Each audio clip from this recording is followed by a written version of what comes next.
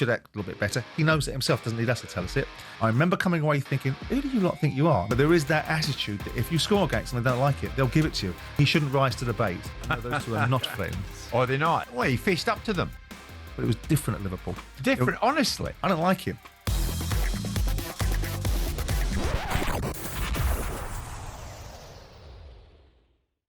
Quite a night last night. I stuck with Bayern Munich Chelsea and I enjoyed it. Harry Kane was brilliant. Well done, Liverpool. Delighted that you saw Atletico Madrid. Although when I met him some years ago down at the Amex, Brighton were playing Atletico Madrid in a pre-season friendly. Diego Simeone was an absolute gem to talk to. Anyway, we'll get to that in a second. But this late show, for the third time this season, Liverpool lost a 2-goal lead before rescuing it with a late win. It's amazing, Simon. It's their 5th consecutive game that they've scored match-winning goals in the final embers of the game. Winning goals scored in the 88th, 100th, 83rd, 95th and 92nd minutes of the match. I mean, is Arne time quickly becoming the new Fergie time? I'm not sure. This was Arne Slot post-match. I'm sure that we're not going to need every single game stoppage time. There will be games where if we are 2-0 up after 6 minutes and we create so many chances afterwards that we will score the first and that we don't need stoppage time to come to make a late game winner. And there will probably also be games where we need a goal in the last minutes and we don't. But what I can assure you, even if we don't score it, we will try to push for it. That is the mentality this team has. But it should not only be about mentality. It's also how fit we are, how well prepared we are throughout the last few weeks, that they are able to push one more time. And then in the end, it's also about quality.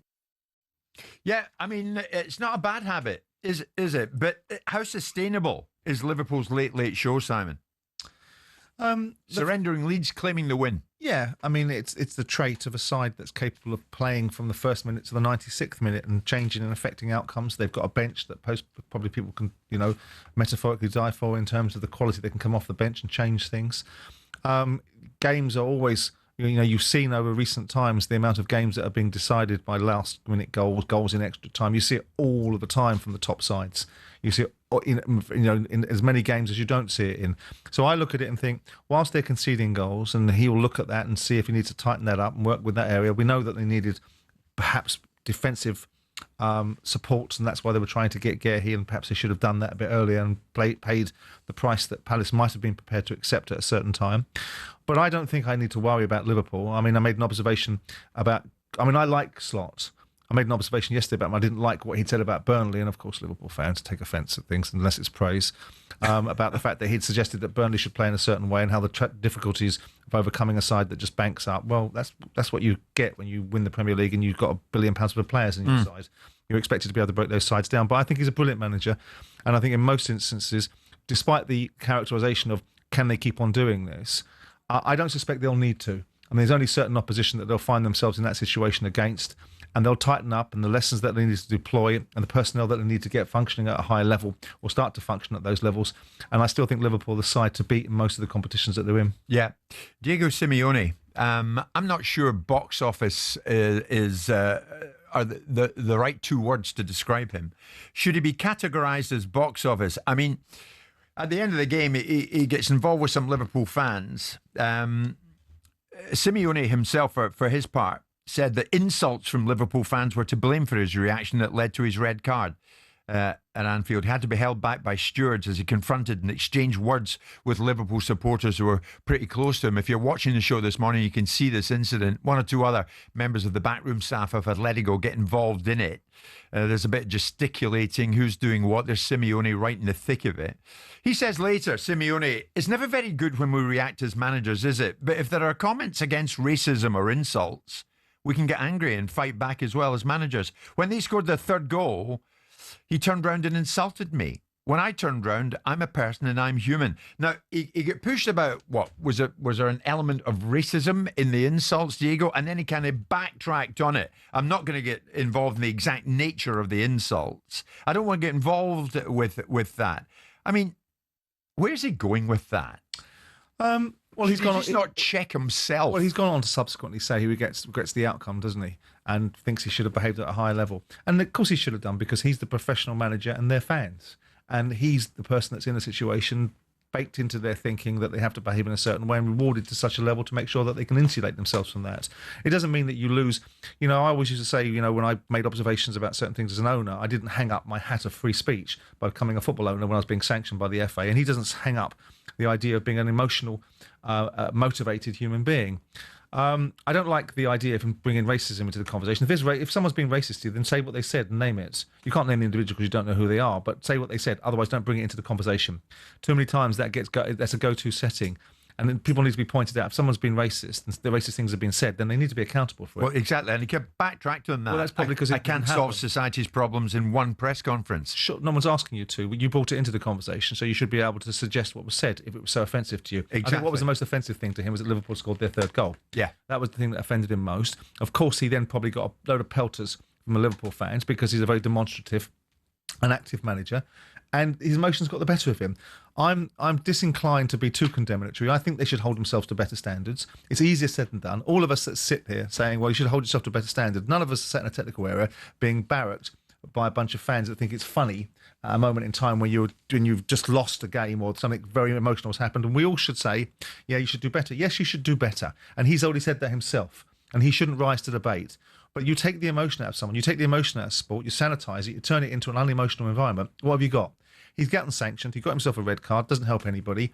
The only thing about the conversation that I think is really troublesome is the fact that he went to something and then if you want to bring that into the conversation, if that's what happened, then you should be prepared to say it. If it isn't what happened, then you shouldn't say it. Well, if you can't take it, don't give it out. Well, I don't know if he's given it out. He was that riled. He faced up to them. Well, I mean, stay in your lane. I imagine he faced up to them because they were giving him pelters on the back of Liverpool just having scored a goal and giving him a load of abuse, which is the culture of football, which is when people turn around and say, well, what's, football fans, what is it like? Well, it's a culture of tribalism, division and abuse. That's what it is. And it fuels the game. It fuels the energy of the game. We talk about box office. There are plenty of things in life that are box office, but people are not interested in good box office. They're only interested in bad box office. So box office gets categorised when somebody says something they shouldn't say, or someone takes somebody on, or someone's very strong and robust and has a confrontation. Box office is also doing wonderfully good things as well. So Ollie Slot's box office because his team are very good at what they do, but for a different reason. Society doesn't lend itself to that way. I think Simeone is a powerhouse of a manager that's done a great job for the football club, got himself involved in a situation in a very heated environment, and has backtracked from it, apologised. It said he should have held himself to a higher standard, and the only thing that we can possibly have a little go at him is saying, yeah, you should act a little bit better. He knows it himself, doesn't need us to tell us it. And also, he's brought something into the conversation that shouldn't be protected. If someone, whoever it is in the Liverpool crowd, made racist comments, he can't tell you who the individual is, but he can tell you the content of it, can't he? Yeah. And then people can be looked at and made accountable by Liverpool and their closed circuit TV and all whatever they may have to do. So that's why I don't like that part of it. But the rest of it, I think, it's a set of circumstances. He is a demonstrative manager. He is a passionate manager. And the real loss of this is Atletico Madrid losing for a game when he could be managing them. Of course, and that was what he found hard to take. I mean, he lit the fuse to an extent when he said, but if there are comments against racism or insults, we can get angry and fight back as well. So what was actually racist? What was said to you then, Diego? What was shouted at you? I don't want to get involved in that. I don't want to get... Well, that's the challenge, isn't it? He's setting himself up for a fall there, isn't he? We live in a world where these things are condemned, and rightfully so.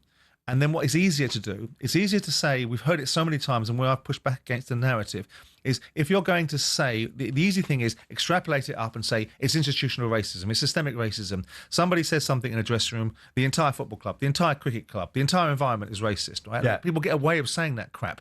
Point at the individual. Yeah. Make the individual accountable, but they don't want to because they know there's going to be a flip side to that conversation, which is A, it wasn't said, or B, something else was said at the same time as the alleged racist slur. And the person that's been on the receiving end of it, we've seen this with the cricketer, when he was running around pointing his finger at everyone else being racist, whilst being racist himself. Yeah. Liverpool fans got the win that they were wanting at Anfield last night. Isak started the game, of course, so it all kind of went to plan, didn't it? Whereas at one stage it didn't look as if it was going to. 2-up, 2-2. Oops, what's going on here? But Liverpool won the day.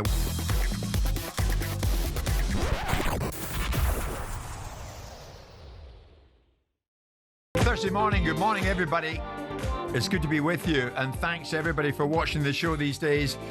In the numbers you watch it, we're absolutely thrilled that you tune in to Samsung, LG, Fire TV, Apple TV, Chromecast, Android, Google TV, even Prime Video. You can watch it in a variety of different ways, and we're delighted that you're doing that. We're live in talkSPORT, courtesy of Selco. Where the trade goes, we'll talk about Chelsea last night. I watched some of that last night, and they were good in patches. It gave Bayern Munich a bit of a game, but Bayern Munich and Harry Kane, my God, what has he become? What a player Harry Kane is. We'll get to that. In the meantime, we're sticking with Liverpool because at the end of the game, Liverpool won it in dramatic fashion. Well done, Virgil van Dijk. He nodded it in. Liverpool won it. I was pleased about that because I felt they deserved it. Although Atletico did come back from 2 down and looked as if they might do something when it was 2-2, but they didn't. Liverpool won it. Diego Simeone was red carded. He said that insults from the Liverpool fans were to blame for his reaction that led to his red card at Anfield. Really? What did the Liverpool fans think this morning, Simon? Here's Ian, who's a big Liverpool fan. Ian, good morning. I take it you were there, were you? Yeah, as I've been for the last 53 years, yeah. Right. Good man. So what did you witness? Are you anywhere near that sort of nerve-ending area, the technical area? Yes. I unfortunately I have a hearing problem. I wear noise-cancelling headphones. I couldn't hear words spoken. I must stress that. Right. But I can tell you what I saw. Yeah. And it's a hill I'll die on. He's pantomime, of course, when Simeone comes, it's great fun. It's great fun. You know, it's clicks and wonderful. In my time, I've never... And Fedus, as soon as they get the goal back, everything gets exciting. It's organised chaos, great fun. Second half, they up the ante. I've never seen in all my time a fitness coach warming up substitutes non-stop along the touchline towards their fans, and they didn't have the greatest number of supporters here. It's probably the smallest I've ever seen, but they would make some noise, great fun, colour, noise, everything. And he was really making a use of himself, the ball guy. He was appealing for everything, pressurising the ref, shouting for handballs, offside, all sorts of stuff. He finally got yellow carded, but it slowed him down, but nothing much. But the crux of the matter, of course, they scored the equaliser. Absolute chaos scenes, everything. Great fun, same thing. Pantomime, great. Champions League, that's what we go for. The colour, the showbiz, the glitz. Then we scored the equaliser and the scored the winner. Went off. Yeah, you scored the winner. Yeah. Sorry, the winner. And then it kicked off. Yeah, what I saw, there were quite a few kids. I say kids, everybody's a kid nowadays. Probably 14-year-old lads filming at the back of the dugout and around the dugout with the cameras out, like kids do nowadays. Right. There was a guy, probably the water carrier, he was in the full tracksuit, the full gear, blue and yellow tracksuit. He took exception to being filmed. He started smashing the phones out the kids' hands onto the floor. Obviously, the stewards stepped in. There were a few stewards around, not many, but as soon as that happened, quite a few stewards congregated. As soon as that happened, Simeone, of course, sees what is happening. He loves the fracas. Right. He piles in. Right. Then it all kicked off. Okay. That's what happened. All right, Ian, listen, thank you for that graphic description and fairly detailed description as well. Here's Yusuf, who's a big Liverpool fan. Yusuf, good morning. You in that area as well. Good morning. Good morning, guys. Great show. Yeah, I was just to the left of the dugout, Diego Simeone and the Atletico Madrid players and staff, where, yeah, the bald coach, as you know, the previous caller we were referring to, was warming his substitutes non-stop in that second half, but he was part of the problem. He was appealing for everything. He was running the fans up, telling us to give the ball back quickly. In the end, he did get yellow carded. But what happened was, throughout the game, Simeone didn't stay in his technical area, and the fourth official had trouble talking to him and policing that. And he was telling him to go away, and he was coming on the pitch. And then when Llorente scored that second goal, that equaliser, they all pile onto the pitch. Simeone, the players, the staff, and whatever. They've scored an equaliser, fair enough. okay, but the way they celebrated was a bit excessive, in my opinion. So when Van Dijk scored, us the fans thought we had the last laugh, and that's when we kicked off at their dugout, screaming and shouting and jumping up and down. I didn't see anybody recording them. Maybe that was on the other side. Right. But he didn't like it, and the gestures that we were giving him, he didn't like as well. So that's when he tried to square up to a fan, and that's where it all kicked off, and that's where he got the red card. So if you can dish it out, I think you can take it. You know what I mean? He was like that for the whole 90 minutes, but we had the last laugh. Fair enough. Yeah, Yusuf, he's great entertainment. it was great. Sounds like it. Yusuf, thank you very much indeed. It sounds like, to be honest, you got the Simeone ingredient, obviously, Simon. That's what made it different. But I mean, I'm going to say something that's probably going to make Liverpool fans incandescent and fuel the narrative that for some reason I dislike Liverpool, which I most certainly do not. I have to say, having taken teams there and scored goals against Liverpool, against their fans, they are terrible losers. They don't like it, like most fans don't like it. They think they're entitled to say exactly what they want to you if you score a goal. I remember when we played them in the FA Cup, I think Danny Murphy was playing in the game, and we scored a goal. And rightly so, not so much me, but the board of directors that I had there got up and celebrated the goal, and were instantaneously set upon by Liverpool fans and instantaneously set upon by the steward saying, basically, sit down, we don't want you celebrating. Set upon by the Liverpool fans, but verbally, you mean? Yeah, not physically, verbally. So, basically, because the only people that are entitled to score at Anfield are, of course, Liverpool.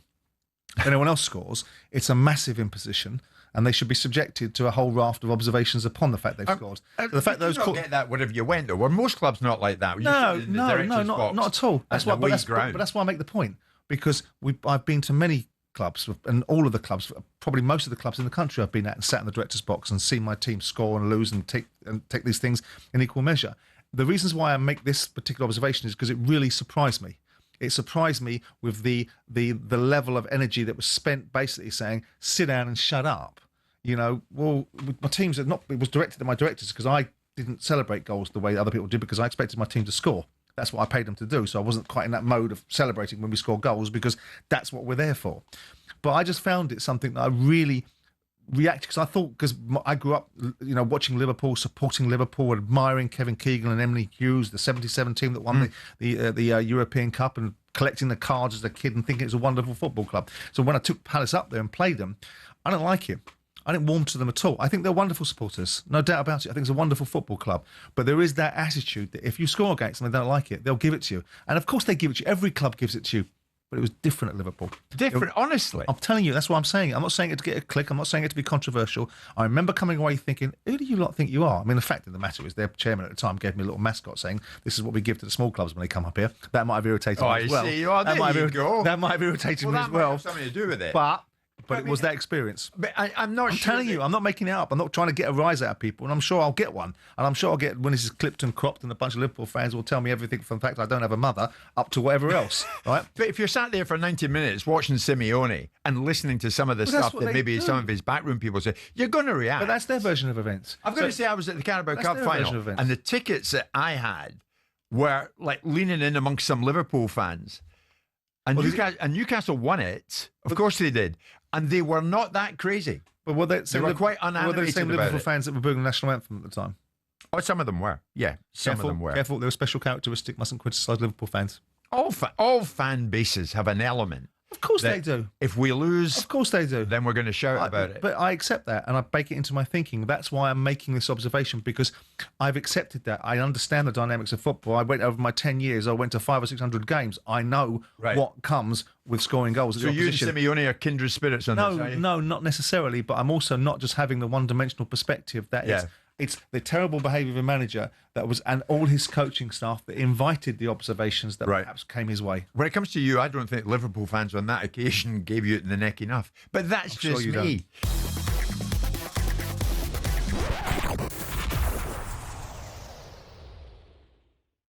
Slaven Bilic is a contender, we understand, to make a stunning return to West Ham if Graham Potter is fired.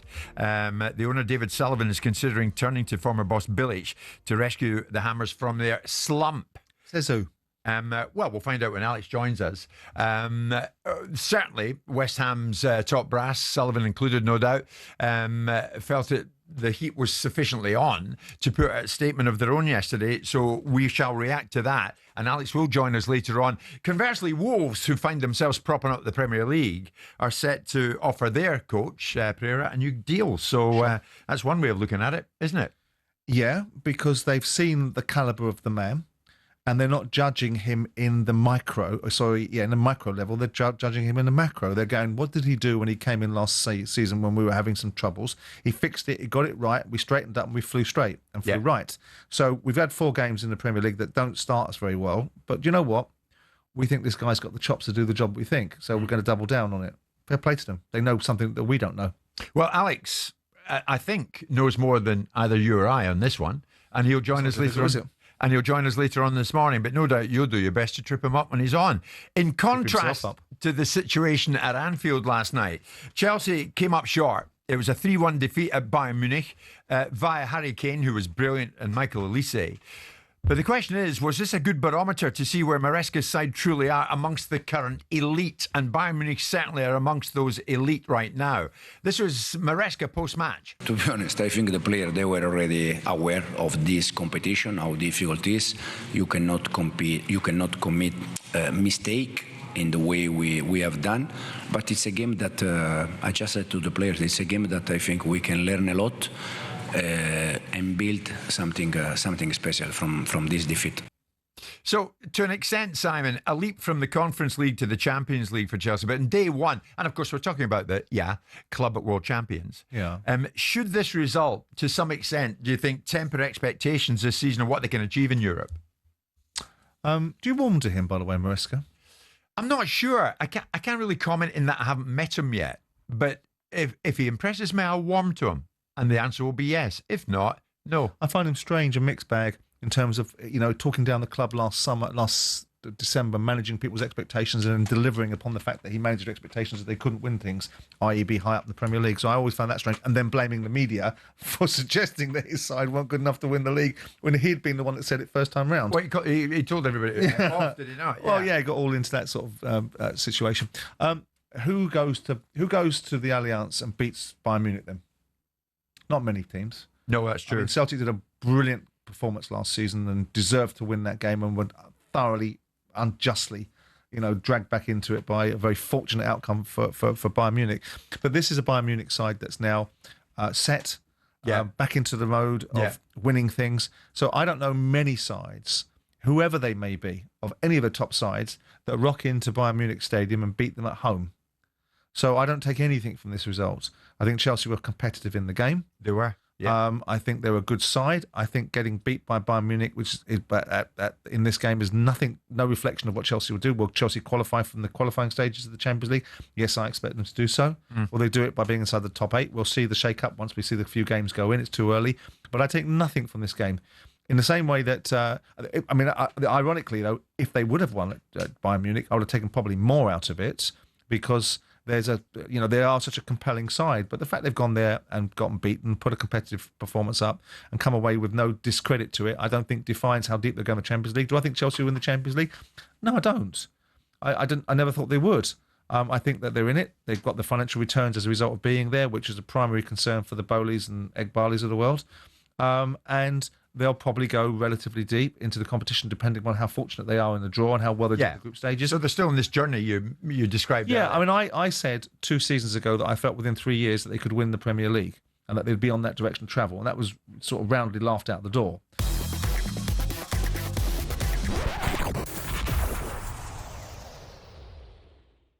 Simon, are there many clubs better than Manchester United in absorbing poor on-pitch performance with positive off-pitch results?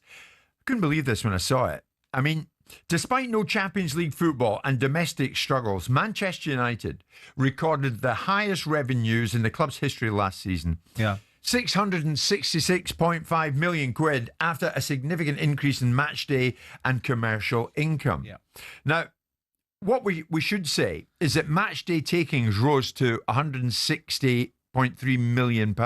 That's a record for any English team, whilst commercially, income hit £333.3 million. Commercial income, yeah. Commercial income. Now, the wage bill fell to 313 million, its lowest level since 2019-20. Yeah. But that's as a result of the 450 jobs lost by the club's redundancy programme. And earlier, you must remember, Sir Jim Ratcliffe spoke to Gary Neville on the overlap and said, panic stations, we were running out of money. If every year you spend more money than you earn, ultimately that's the road to ruin. And unfortunately, and it's not, until we mentioned it a couple of times today, it's not known, Manchester United would have run out of money at the end of this year. November this year, the club runs out of cash. So, Simon. But we all know that was patently untrue, because by Manchester United's own accounts, they had 80 or 90 million pounds on deposit and had the resources. So why did he say it? I don't know, and I don't know why the New York Stock Exchange didn't pull them up about it, because whilst he's not a director of the football club, he's a person of significant influence, and that's anything that jeopardises the potential value of a security has consequences attached to it and has various consequences. So I'm surprised that they didn't pull him up on that. It was ridiculous at the time, laughable, because they were spending hundreds of millions of pounds on football in the previous summer. So I'm pretty damn sure that the cash flow doesn't run from one month to the next. So when he came out and said it, it was ridiculous. The idea that 450 people on probably 25 or 30 grand a year is the reasons why that their wage bill is down is nonsense as well. It's because they were able to get rid of £5 or £6 million a year footballers out on loans to other football clubs that brought the reality of their wage bill down. The commercial revenues of football clubs are now, the Snapdragon deal that they did, they brag about being the biggest commercial deal, so I'm not surprised. They've had, obviously, the Europa League was a more expanded competition in terms of more games played in it, so you're going to have more European games irrespective of the fact they weren't Champions League games. Man United still sell out their Champions League or whatever game they play in, whenever they play, despite the backdrop, they still fill stadiums. So it's not surprising that their match day levels are up because they've got more games being played there. Right. But it tells you the power of this football club. The interesting thing is the pivot into commercial revenues to supplement the loss of broadcast income. Because in this country, you've got the way that the clubs are monetized and the revenues they generate are so loaded towards the broadcasters, which makes me worried for their future. You know, whether Comcast will continue to pour money into Sky to allow them to buy the broadcast deals. I don't think they will. So the challenge is that how football's going to be able to weather the next raft of broadcast deals that won't have the same money. They might get it from overseas revenue. But the idea that you get commercial revenues, you go to the German football clubs and Spanish football clubs, they have nowhere near the amount of broadcast revenue that we have in this country, nowhere near it. And they supplement their revenues by generating massive commercial deals. Look at Bayern Munich's commercial revenues. Look at the other football clubs in and around the European clubs. They're like 60% of their revenue is from commercial deals. Yeah. So it's no surprise that now what you're seeing is big football clubs really turning their minds into the collateral that they've got and how they can sell it and how they can monetize themselves from a raft of commercial deals. It does also tell you, in this instance, how unique Man United are, because they stink as a football club on the field. And they have achieved nothing last year besides adverse publicity and poor performances and incoherent thinking. And yet they've got enormous revenue streams. And that's why I make the point. There's only one other football club that could turn that needle the same way, and that's Madrid. They do the same thing at times when they're not quite at their best. Right, but in England, no one comes close to United. Well, they can be a shambles on the pitch. Well, off the pitch, they hit the back of the net with ease. But you'll only prove that by the current sides. We've seen this when the Premier League started in 1992. Liverpool and Manchester United's turnover were similar, 25, 35, 40 million quid. 5 years later, Man United have gone, and Liverpool are half of their turnover. And now Liverpool, of course, becoming a more commercial animal. They're becoming more significant, but there's something not significant on the field because they've always been significant. But the commercial revenues are getting bigger and better. Now, if you were to take Liverpool or Man City, whose turnover is bigger than Manchester United's now, and drop them at 17th in the league, and drop them into the middle of a maelstrom of poor performances and bad decisions and bad publicity. And no Champions League football. And no Champions League football. Domestic struggles. And see if they could generate these turnovers. Now, it might not be that would happen instantaneously, but we haven't been talking about Man United's malaise for a year. We've been talking about the decline, the managed decline of Manchester United for over a decade. And yet still, they smash it commercially. So that makes them a unique football club. That makes them a unique brand opportunity, which is why the Glazers had it on their toes when they bought it for 2 and 6 with everyone else's money. They've probably done the best deal that anyone's ever seen. And And it's a unique perspective. Now, imagine what they'll do when they get back on the horse. Will that bubble burst eventually, though? Eventually. If they stay as rank bad in the pitch, will they still continue to witness a boom off it? Well, there was. I mean, look, I've made the point about brands and comparing Manchester United to Ferrari and Manchester City to Red Bull. But there is a point when the next generation of football fans only recognise heritage based upon what they associate as winning. So the next generation of fans will look at Man City and look at the turnover and look at the scale of Man City and look at their achievements and look at their revenue streams now and look at where they're getting them from. And they're not just getting them all from their Middle Eastern businesses or the Middle Eastern partners. They're getting them from a raft of things around the world because of their seeded thinking. And you look at it and say, if Man City keep on for another 5, 6, 10 years, no reason to think they won't, winning things, then my argument about Red Bull and Ferrari will be nullified because Man City will be the heritage brand because the next generation of football fans will go, all we know is winning. Yeah. So when you're looking at football fans in Malaysia and Indonesia and Australasia and North America and wherever else we're looking at them, they don't care about, with respect, what happened in 1958 or what happened in 1968 or whether George Best was a great player and whether the Holy Trinity existed between, Law, Charlton and Best. They all care about who's winning now, who's winning in our timelines. And that's why United have to regain their poise. So if I was to ask you to sum it up in a couple of sentences, Simon, at this precise time, mid-September in 2025, where are Manchester United on, but more specifically off the pitch? Well, off the pitch, they're a healthy business. They have been for a long time. They're still losing money.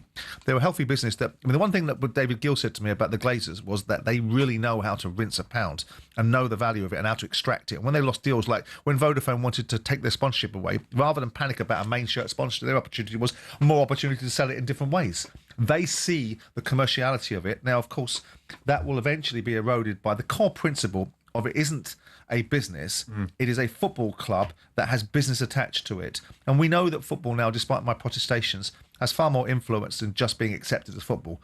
Whether I like it or I don't like it, geopolitical influence and a whole raft of things are being utilised through the business of sport. It's so powerful. Yeah. Look at the scale of the industry. Look at what FIFA are forecasting about the scale of this industry. $1 trillion industry. And the scale of opportunity exists in it. We haven't even scratched the surface. This is the world's biggest sport. And at the centre of it, one of the biggest brands, if not the biggest brand in it, is Man United. That's what the Glazers have got. That was a roundup of one of football's top business stories with Tesco Mobile for Business.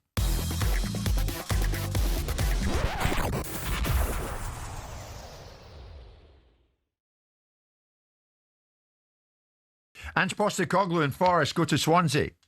The Carabao Cup was looking good, wasn't it? Leading 2-1 heading into stoppage time. You conceded twice, lost 3-2, and you're out. Are these the extremes you're going to get with a manager like Ange Postecoglou? This was Ange. I think maybe we just got too comfortable, didn't see the warning signs. You're always in cup competitions keeping the opposition in. As long as they got the first goal, that they're always a chance. And we didn't really handle it well at the end. We should have been much more in control and we let the game go. We needed to handle it better and, at times it felt like we thought it was going to be comfortable. It never is. As soon as you get complacent, football has a way of, making you pay, and we paid for it tonight. You did.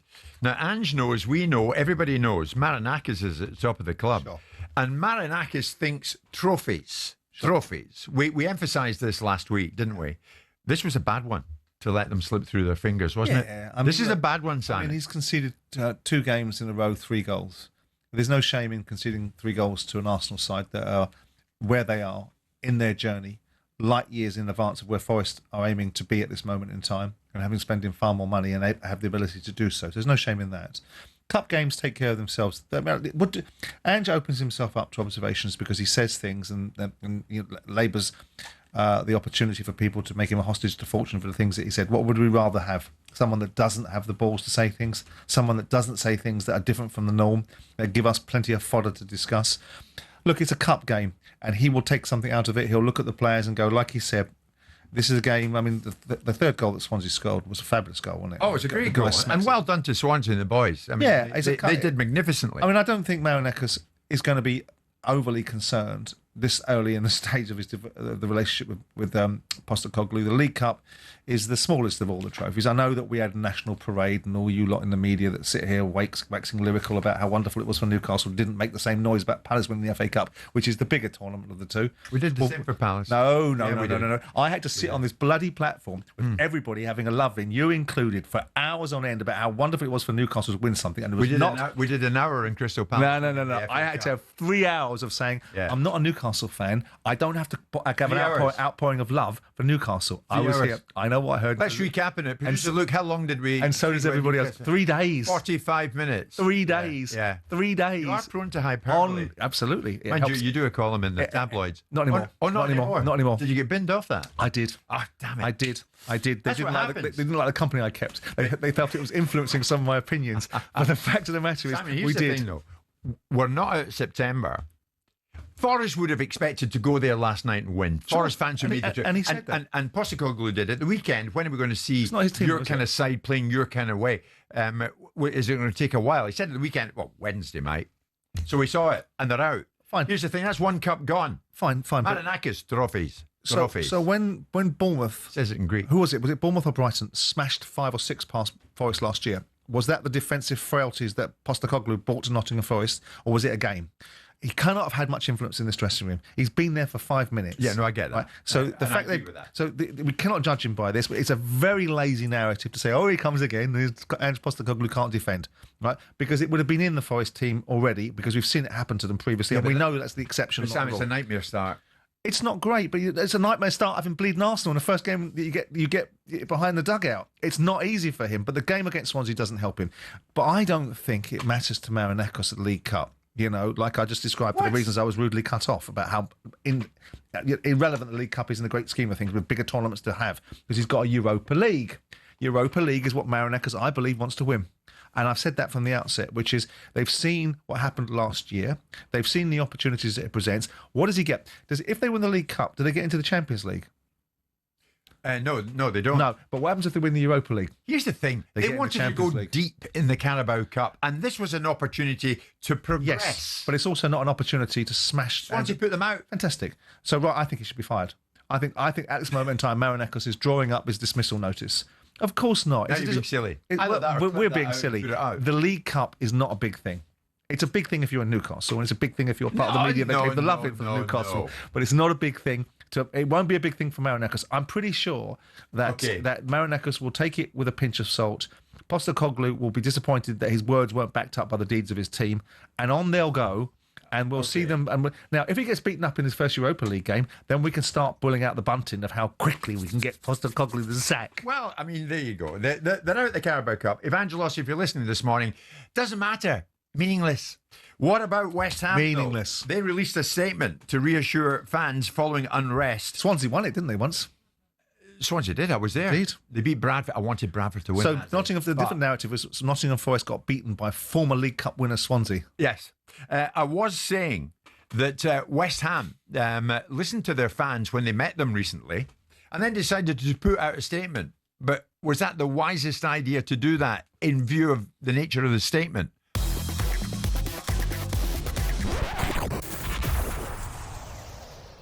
Wolves not got off to the best start, of course, to life in the Premier League this season, propping up the division. Up next for them, Leeds United. They want to win that one. And news coming out of Wolverhampton Wanderers, I think, this morning. Alex Crook is talkSPORT's chief football correspondent and joins us live. Alex, good morning. What are you thinking along the lines of Wolves? Good morning, Jim. Yeah, well, as you say, it is the season for hiring and firing of managers, but looks like Wolves are going to put their faith very much in Vitor Pereira.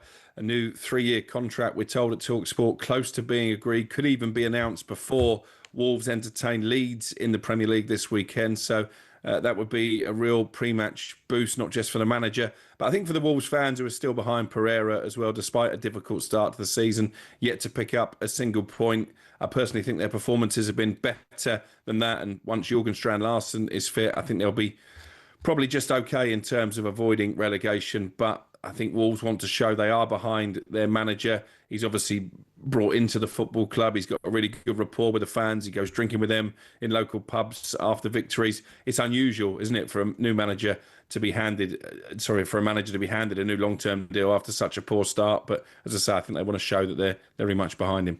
Okay, so Wolves showing that they're behind Vitor Pereira. Is it the same situation or not at West Ham and Graham Potter? I don't think so, Jim. And I think Graham Potter is firmly under pressure going into this game at home to Crystal Palace at the weekend at another London derby. For West Ham, of course, they've suffered a couple of chastening defeat in such fixtures already this season, at home to Chelsea and again against Spurs last time out. Palace, a tough nut to crack. They're on this long unbeaten run. And then it's Everton away and a certain David Moyes in the last game before the international break, live on talkSPORT a week on Monday. And I think we're in the territory now where Graham Potter really needs to start picking up results. Obviously, West Ham have released quite a lengthy statement overnight. I think they released it as the Champions League matches were in full flow last night, almost to try and bury it in some ways. But they've admitted in that statement, the West Ham hierarchy, that they're not happy, not satisfied with current results. They see themselves as a top half of the table team. They look a long way short of that at this moment in time. And Potter's own record, 6 wins in 24 games, 25%. That isn't really enough to keep any manager in a job. And the name that I'm hearing this morning as a possible successor, it will be another step back to the future for West Ham. And David Sullivan, the chairman, is not averse to doing that, is Slaven Bilic, who obviously had a spell there, both as player back in the mid-90s and as manager. At one stage, as manager, led West Ham to 7th in the table. And I think that would be the type of appointment that the West Ham fans would get on board with. So, Simon, what's your take on what Alex is telling us this morning? Wolves set to offer Vitor Pereira another deal at the football club. Vitor Pereira seems to be the man they want. Yeah. But maybe not so at West Ham. Maybe Graham Potter's jacket's in a shaky peg. Slaven Bilic, a contender to make a stunning return there if Potter is fired. Why was Bilic fired first time round? And why would West Ham fans embrace him? I would imagine that he was fired because there was a changing of their perspective. The ownership wasn't comfortable with what he was doing, and the fans were beginning to go on the turn. So what is it about Bilic? With all due respect, I like him a lot, and I like the way he speaks. I think he's a great speaker and a great personality. But what's he done since leaving West Ham? If memory serves me right, Alex, I think the fallout was involving recruitment and not the right kind of it. And that often seems to be the way, doesn't it? At West Ham, he had the Dimitri Payet saga to contend with as well. West Ham's best player, who obviously ended up leaving the football club. I take on board Simon's point. I think it's always dangerous when a manager returns to a club. There is a saying in football, isn't there, never go back, but it worked out okay for David Moyes second time around with that European trophy. And you look at his first 2 years, they finished 7th, West Ham, with a record Premier League points tally in his first full season. They finished 11th in his second season, which again, I think most West Ham fans would settle for at this moment in time. And then it unravelled early in his third season. But the reason I say I think West Ham fans would be on board with this appointment is he's still regarded, Bilic, as a bit of a cult hero there, not just for what he did in the dugout, but from his playing days as well. It's interesting if you look at what Slaven has done, and again, I make the point, I come from the position of being an admirer of his, but if you look at his performance post-West Ham, he's gone to manage in Saudi with a 30% win record, had a 40% win record against the West Bromwich Albion side that was expected to get promotion, and predominantly, I suspect, they did achieve it with him, didn't they? Then you've got a 31% record somewhere else, a 38% record somewhere else, 36% record somewhere else. These are hardly high-level returns from a manager. So it's curious to see that he would be, I would imagine the West Ham fan base would greet that, I think, with a degree of, where's the ambition? Okay, well, let's find out. Alex, thanks for the moment. Danny's a big West Ham fan. Danny, if Potter goes and Bilic comes back, would you be happy? Hi guys, great show. Not really. It's a bit of a step backwards. To be honest with you guys, I don't really know what the answer is from a managerial perspective at the moment. I mean, Potter, it's early days since he's come in, but it's clearly not working. But the club's absolutely rotten from top to bottom. I've been going since 1978, been a season ticket holder since 91. Never thought I'd stop going, and packed it in finally last season because I just couldn't take it anymore. From getting there, getting in the stadium's horrific. The atmosphere is diabolical. The view is horrendous. I actually got moved after about 2 or 3 years of settling in at a stadium, finally getting used to it. They decided to put 2,000 new seats in. in the main stand, and without telling us, just moved me back 30 seats away, right down into the corner. And it's just the clubs. The atmosphere is horrendous. It's toxic there. You know, it's just not a nice place to be. Okay, and so all the while Sullivan's there, nothing's ever going to change. That's quite evident. And you would say you're speaking on behalf of many fans who think similarly. If anything was to change, what would be top of your list? What would be top of your list, Danny? That the ownership goes and sell the club and somebody else comes in? Or you have a change of stadium if that was even possible? Well, that would be fantastic, but I think it's a bit hypothetical at the moment. But certainly a change of ownership, it's more than evident. Nothing's ever going to change, Jim. We've been at the ground now, I think, 8 or 9 seasons, and we was promised a world-class stadium, we're a world-class team. I've got various other videos on my phone with Karen Brady talking on the pitch, explaining how close the pitch is going to be. It was all total lie from day one. And to be honest with you, people are just sick to death of it. And, you know, they're finally making a stand. How much difference it will make, I really don't know. But, you know, there's only one way to go, and that is to make a stand, get your voice out there. But ultimately, Jim, I think Sullivan's got to go because nothing's changing. Nothing's changing. But then you guys have got to be consistent because you're not. Because when the team was going all right, the noise quelled down. And I know it was still there. I know the general underlying dissatisfaction was there. But when the team started to perform a little bit better on the field, all of a sudden the complaints about the stadium seemed to be less vociferous. There seemed to be less volume. So if you really feel this way about your ownership, then the consistency should be when your team's doing well, you should have the same approach, which is you loathe the owners, you don't want to be in the stadium. I agree with you. I agree with you 100%, Simon, because, you know, it was basically even before we went to London Stadium, there was a lot of noise. That got pacified by Sullivan, David Gold and Karen Brady at the time. And you're right, yeah, people do get pacified too easy. Then when the results come in, it all settles down. You're right, it has got to be more consistent and if it was, perhaps they may get a result out of this or some sort of result. Okay, Danny, thank you for that. Luke is a Sheffield Wednesday fan who wants to say a thing on fan protest, fan unrest. Luke, what do you want to say on this? Good morning. Morning. I just wanted to pick Simon up on the fact that not attending games is militant and it's like pushing the envelope. I'm unsure as to what else the fans got. If the team's performing badly and the owner's performing badly, certainly in the Wednesday case, you don't get the owners. He has to sell, and it's what the fans have. We have the right to make that voice. I don't see it as militant at all. I think. But I didn't say that, did I? That's not what I said. First of all, in comparison, you did. No, I didn't. I did. I tell you what I said because I know I'm the one that said it. In conjunction with teams like yourself, I think there is a necessity to have a strident approach because what's happening at your football club is more extreme. I remarked on the idea that there's an element of militancy about demands. Because I'm using the Rangers' perspective in my mind's eye about who you will sack. You will sack the chief executive. You will sack the manager. You will do it now, or there'll be consequences.